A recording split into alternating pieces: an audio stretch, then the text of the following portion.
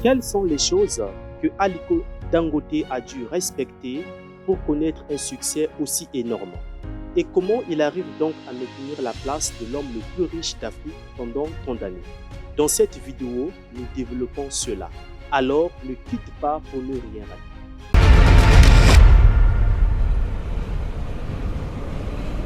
Salut à toi, c'est Bertus Cédric. Ici, je te parle d'affaires, d'argent, d'investissement. Je te donne des bonnes idées et des bons conseils.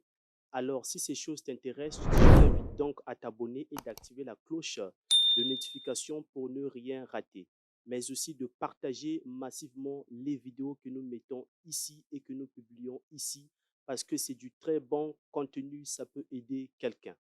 Alors, c'est maintenant les amis. Aliko Dangote est un homme d'affaires nigérien qui a lancé sa première entreprise dans les années 1970 et qui aujourd'hui est devenu l'homme le plus riche d'Afrique, dont la fortune est estimée à 16,7 milliards de dollars et qui possède des entreprises ici en Afrique, dans plus de 18 pays en Afrique et d'autres en Europe. Alors, ce qu'il faut savoir, les amis, c'est que dans la vie, il y a certaines choses à respecter et c'est ce que Aliko Dangote a eu à faire dans sa vie. La première des choses qu'il a eu à respecter dans sa vie, c'est que il est allé prendre pour la première fois les conseils d'un mentor. C'est ce que lui, il a fait exactement.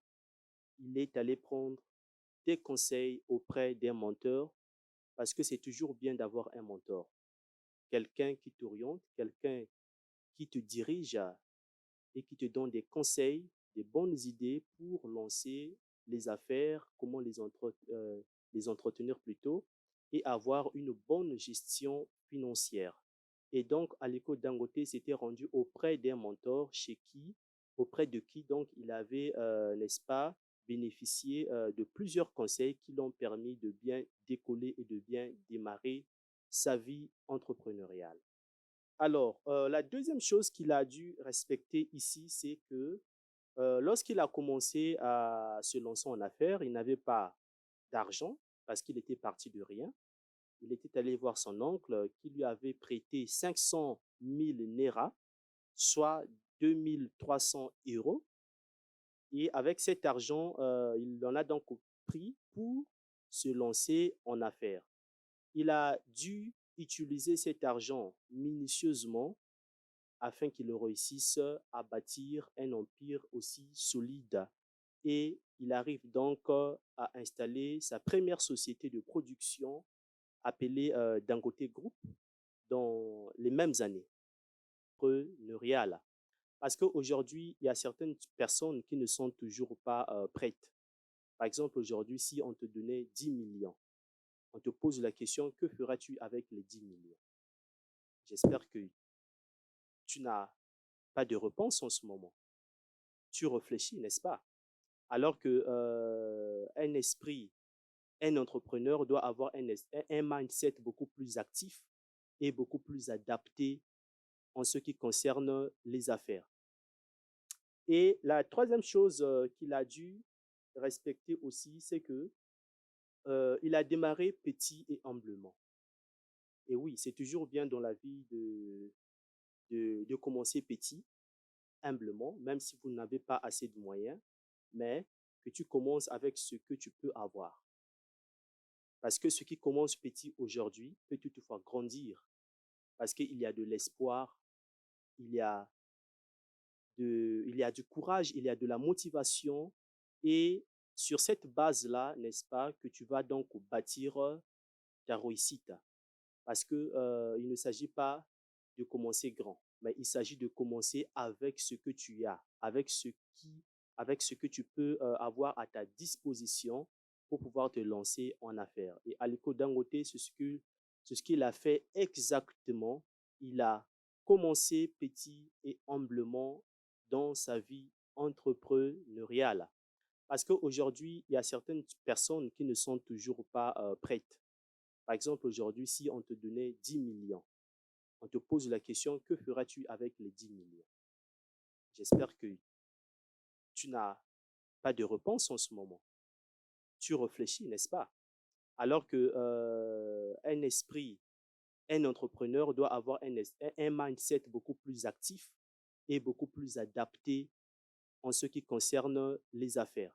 Donc, automatiquement, une idée doit se produire, doit venir en toi pour pouvoir donner une idée, sinon un business, un projet qui fera en sorte que les 10 millions qui te seront donnés puissent servir à quelque chose de solide et de réussi aussi.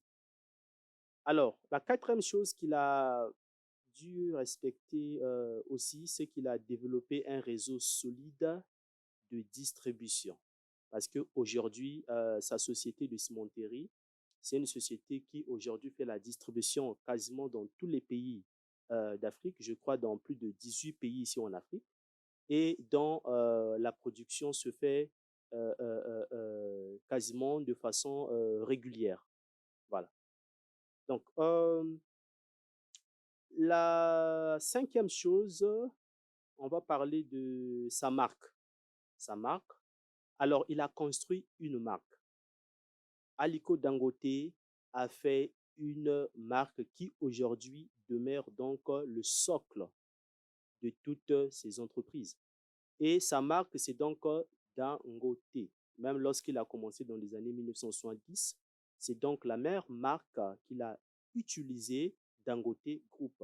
Et c'est cette marque-là qu'il a construite aujourd'hui, jusqu'en ce jour, et qui est présentement qui est présent dans quasiment dans toutes ces entreprises-là. Alors, si toi aussi tu es entrepreneur, pense toujours à construire une marque. Cela est très important. C'est sur cette base-là que tu seras reconnu.